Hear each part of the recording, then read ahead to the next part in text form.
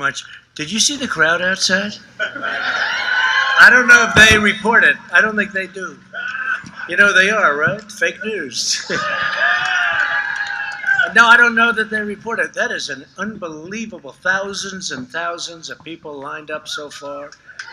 And it was very important for me to come to North Carolina because we wanted to be here, but your governor didn't allow it because he's in a shutdown mode, along with a lot of other Democrat governors, and it's too bad. But I want to thank Kirby and the incredible people I just met, farmers and wonderful business people and really humanitarians. They're incredible people. I'm thrilled to be at the Flavor First Growers and Packers facility here in the great state of North Carolina.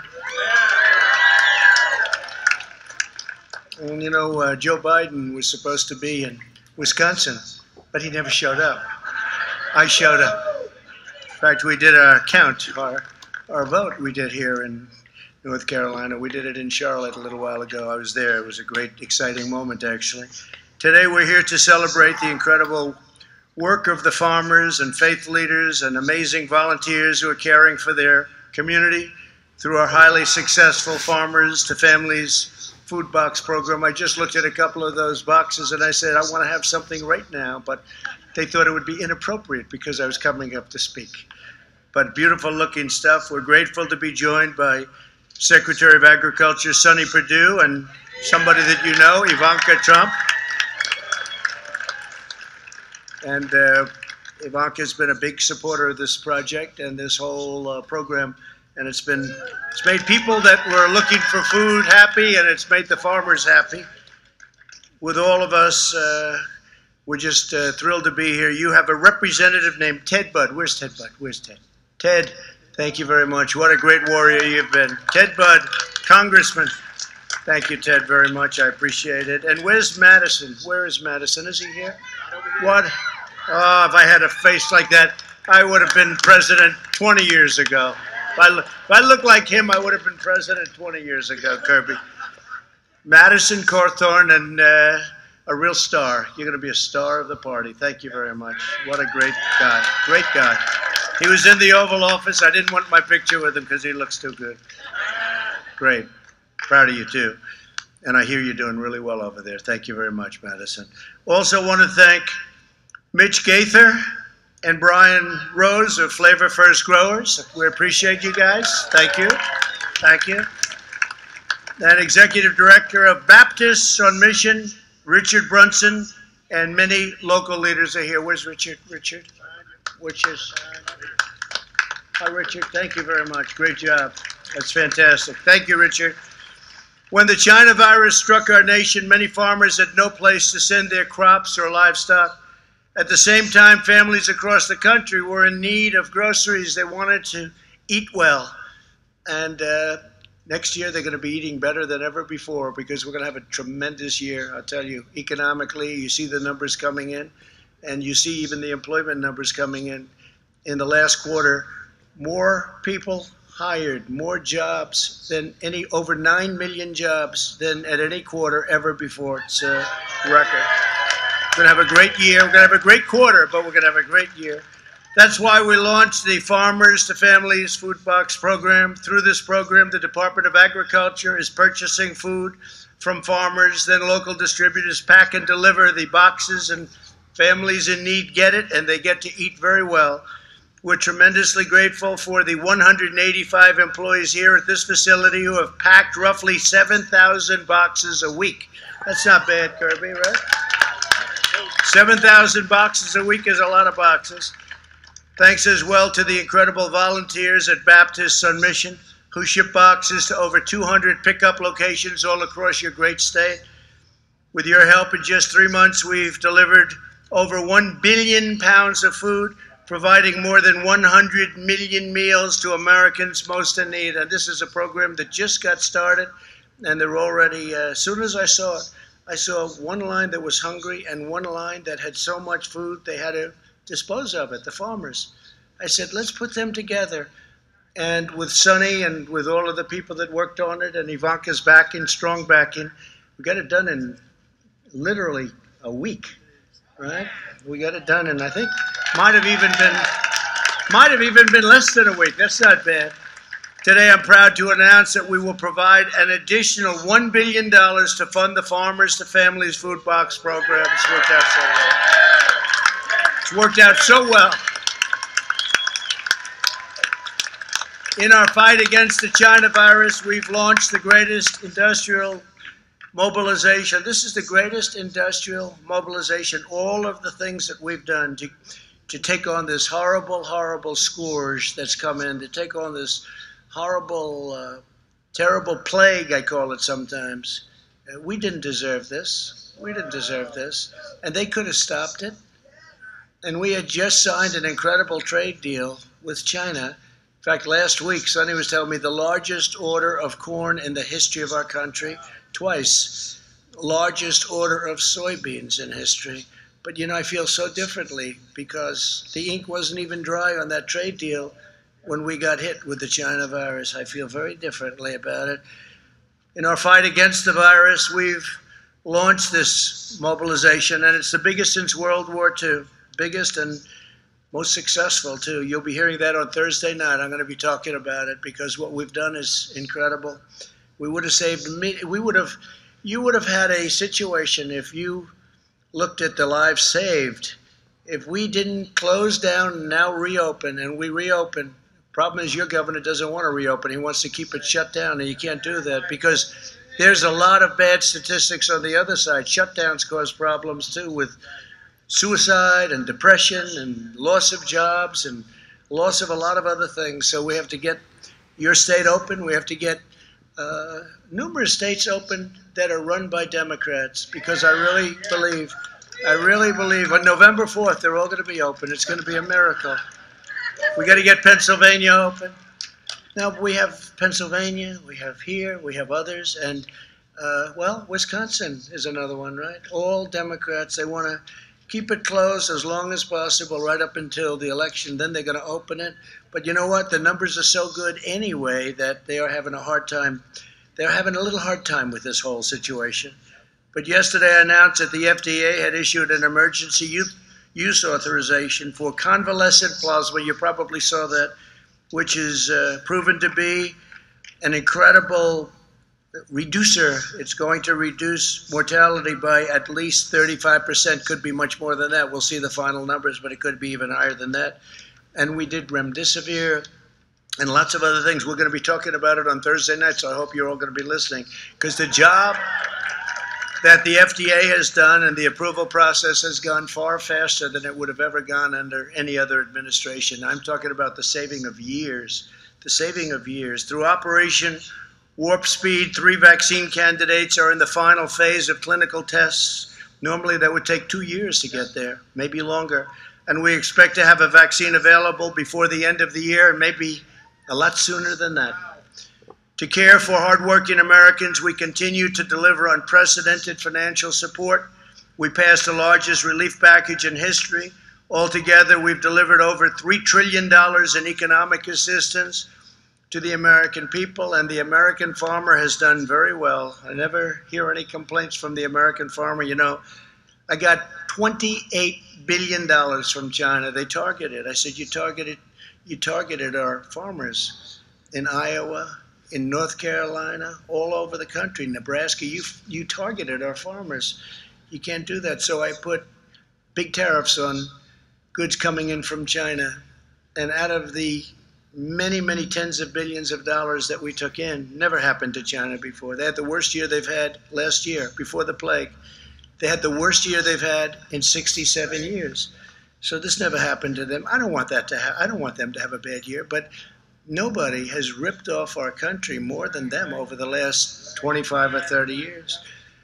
And we gave that money directly to the farmers through Sonny, Department of Agriculture. We gave a total of $28 billion to farmers, and they're not complaining, I'll tell you. They're not complaining. Nobody else, I can tell to the farmers, I'll tell to the country, I'm very proud of it. Nobody else, no other president would have done that. Even Sonny was surprised when I called him. I said, let's do this. Sonny said, that's never been done before, but Sonny was okay with it, I will tell you. Through the Paycheck, thank you, Dana, thank you very much. Through the Paycheck Protection Program, we've saved 5 million small businesses. and 50 million jobs. This includes nearly 130,000 small businesses and 1.2 million jobs right here in North Carolina. And you're ready to open up. You got to tell the, and you're ready to play football. Got to play football. You got to play football. We've delivered over $8 billion in economic impact payments directly to 5 million North Carolina families. And we provided a total of $19 billion to cover farmers' losses due to the pandemic. And then we added another, we got it up to a total. The total was 28, and I guess we're now up to 34 or close to 34. Nobody's ever seen numbers like this. And it was really by putting tariffs on a place that treated us very, very badly. So it was 19 billion. It was 12 billion. It was started off at 12, went to 19, went to 28. And I think it's going to go probably up to about 34 billion. So our farmers will never be tormented again. We've slashed regulations to cut the death tax. Now, the death tax is a big deal. So if you have a farm or a business like Kirby, like your business, and you want to leave it to your beautiful family, which I just met, and they have to go out and get a big mortgage from a bank because they have big estate taxes, call it whatever you want, we call it a death tax. They don't have to do that anymore, Kirby. That's pretty good, right? So you'll be looking down and you'll be saying they're happy. They won't be losing the business or losing the farm. But we've slashed regulations, cut the death tax, state tax, got rid of it for these small farms and businesses, provided direct assistance to farmers unfairly targeted by China, and secured fair and reciprocal trade deals to boost American agricultural import and exports. You know, we have a very unfair situation going because some of our allies are much tougher than our enemies, if you want to know the truth. They put big tariffs on so you can't get your product in. You can't get it in. And I said, that's okay. You can put the tariffs in, but we're going to put the same tariff on you. And it's amazing how quickly those tariffs come off. It's really actually incredible to watch it. Already the great American comeback is very much underway. So we've added the jobs in the United States. If you look at the stock market, it's just about, in fact, NASDAQ just set a new record, and it's over a period of 3 weeks. It's actually, I think, broken the record 14 or 15 times. And you're going to see something with the with Dow, because you watch Dow and you're looking at the numbers, and we're very close to breaking those records. When I left this morning, the stock market was up almost 300 points. We'll see where it is. And that's a leading indicator. That's great stuff. That's your 401ks. That's your stocks. And the economy is quickly following. Wages are up nearly 5%. Retail spending is fully recovered and is at an all-time high. Can you imagine that retail spending is now at a higher level than it was prior to the plague coming in? Can you believe that? I mean, who would think that? And home builder optimism is at a record high. And prices are going up and homes are being built, and it's an incredible thing that's happening. And when we get rid of this virus, which will happen, and it will happen sooner than people think, and that's with the vaccines, but even without the vaccines, it's happening. During this time of trial, we've seen once and again that the strength of our nation lies in patriotic citizens like everyone here today. I've met so many of you. Each time you deliver a food box to a family, you show them that in this country, no one is forgotten. Remember, I used to talk about the forgotten men and women of our country, and still talk about them. You'll be hearing about them on Thursday night. They're no longer forgotten. You've become a very, very important voice, very important voice. They used to say, who are these people? I said, they're the forgotten people. They work hard. They work so hard, and they're the forgotten people. Not any longer, they're not. The Democrats are trying to find them, but they're not being too good to the Democrats, I will say that. But together we'll overcome the virus, and America will come back bigger and better and more united than ever before. We'll be stronger. Our military is more powerful now than it ever was. We rebuilt entirely our military, $2.5 trillion. So I just want to thank you for the support. North Carolina, you've been incredible. From the first day I came to North Carolina. I was here many times before I did this political thing, but I will tell you, this was a great experience dealing with the people of North Carolina, and that's why I felt I had an obligation to be here today, because we said we were going to have our convention here, and it was because of your governor that we had to move things around. But we did already. We had a very important part of it in Charlotte. So I went there, and I wanted to stop here and congratulate you on your success. And it's a great honor. And I'll introduce Sonny Perdue, Secretary of Agriculture. Thank you all very much. It's a great honor. Thank you.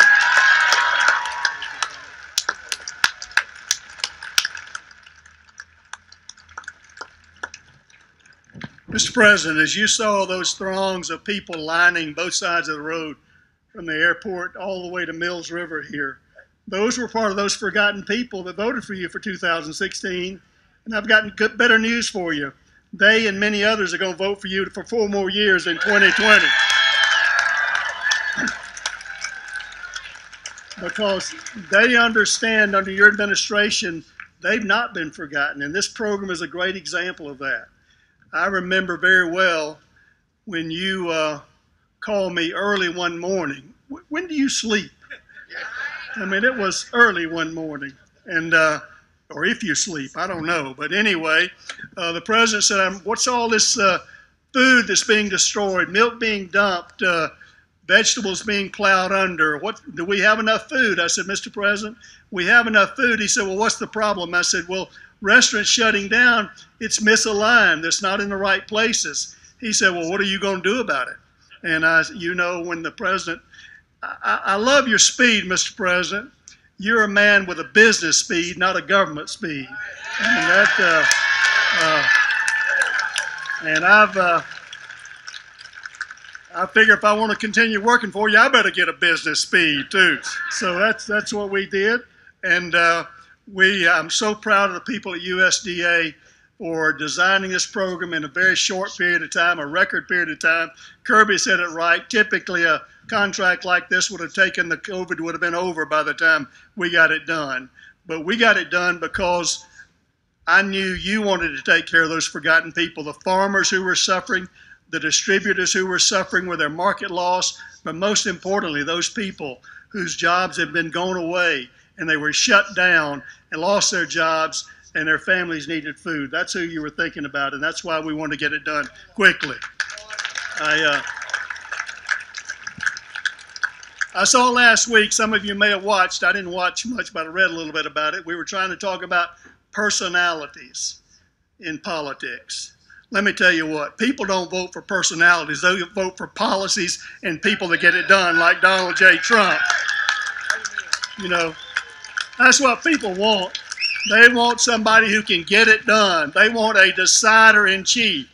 And if you've ever sat in that office, this man can decide.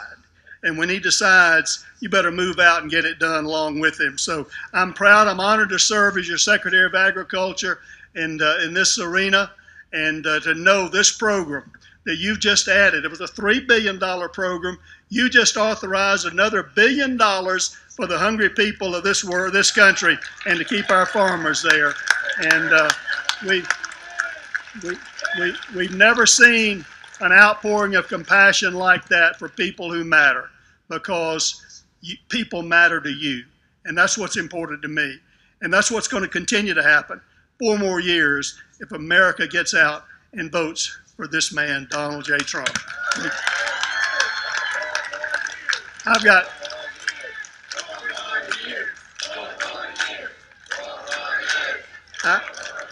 I have someone else that also believes in this program, has been a staunch advocate from the very beginning, who's been a real encourager. She's got kind of an inside track with the president, and because she loves people as well and understands with compassion what a awesome opportunity this is to do the right thing for all the right reasons. And I want to ask his senior advisor, Ivanka Trump, to come up and tell you about her thoughts. Right?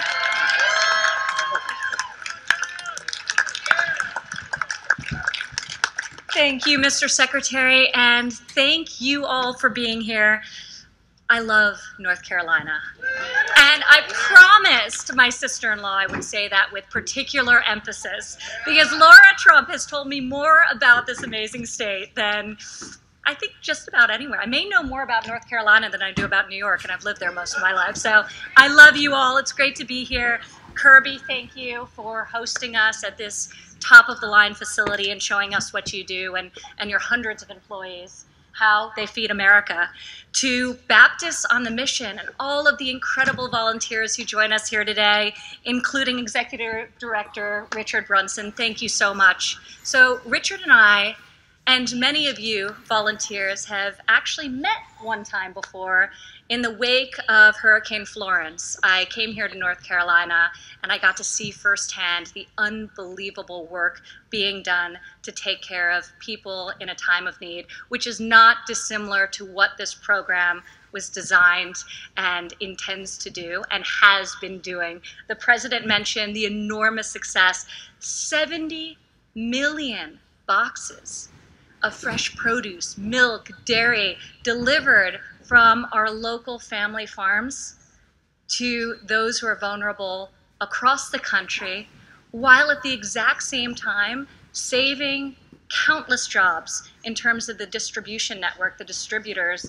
like this great facility that was having to lay people off because the supply chain was severed. So this is truly a win-win-win program. And in government, you can't say that about a lot of government programs, especially one of this scale that was mobilized so quickly. So just an enormous success.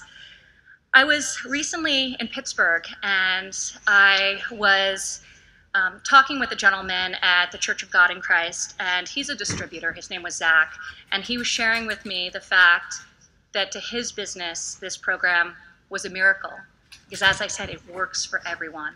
He had saved his whole payroll because he got one of the grants for Farmers to Family Food Box.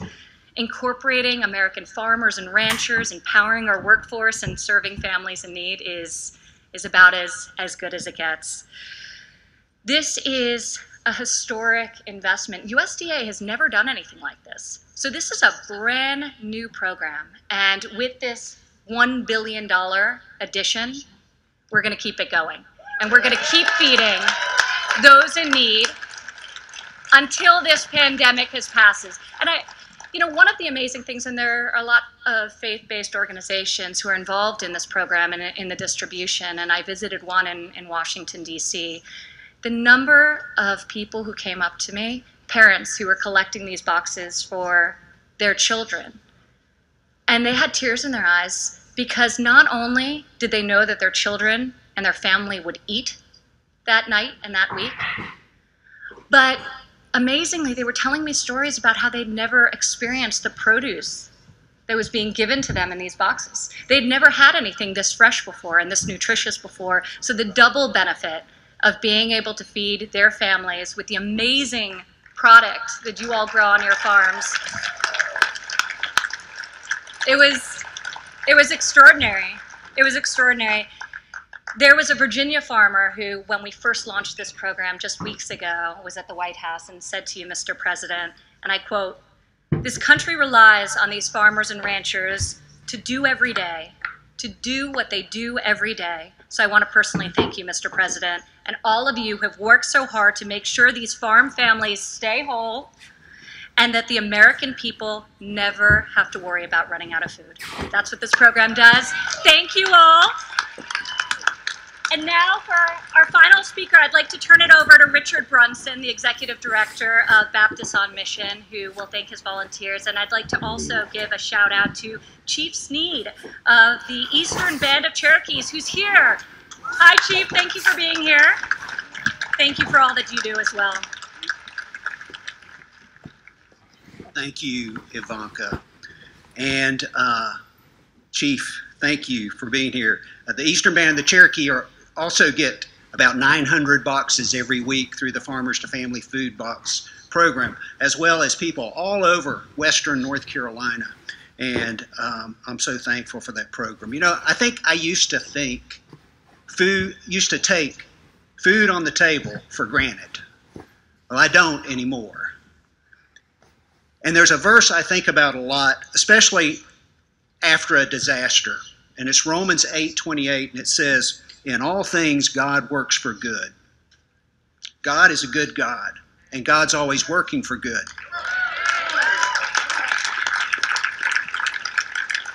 And God calls us to work for good in the lives of hurting people. The COVID crisis because of the COVID crisis, many families across our state are struggling. They're struggling to meet basic needs, including putting food on the table. Being involved in the Farmers to Families Food Box program has given me a much greater appreciation for our farmers and what they do to feed us all. They're some of our most essential workers. And I'm also incredibly thankful for the USDA and the work they're doing to help farmers and to help feed hungry people across our state and our nation. As one of the faith-based groups involved in this program, I hear many stories about the food boxes and the difference that they're making in people's lives. A pastor recently told me about the blessing he had helping put food on the table of those greatly affected by COVID-19. Those that are shut-ins, those that are economically challenged, those who have lost a job, those who are suffering in so many different ways.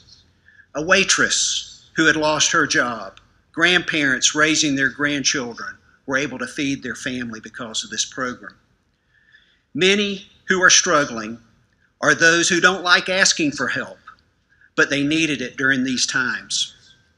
There are also stories of individuals who don't have much, but they'll share what they have by taking that precious box and sharing it with somebody else that they know needs it. For many, it's not just a box of food, it's not just a box of produce, it's a box of hope and love.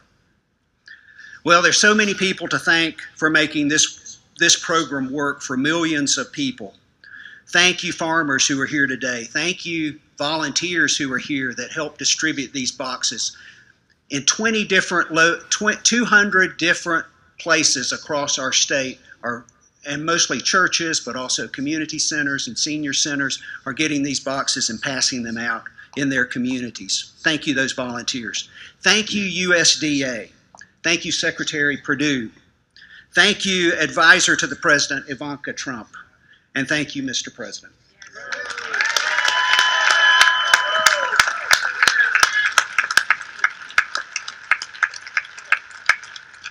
Mr. President, they love you here and they love this program. Why don't you close us out?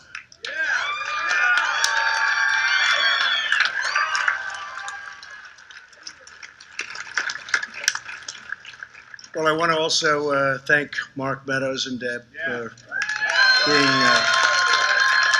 incredible.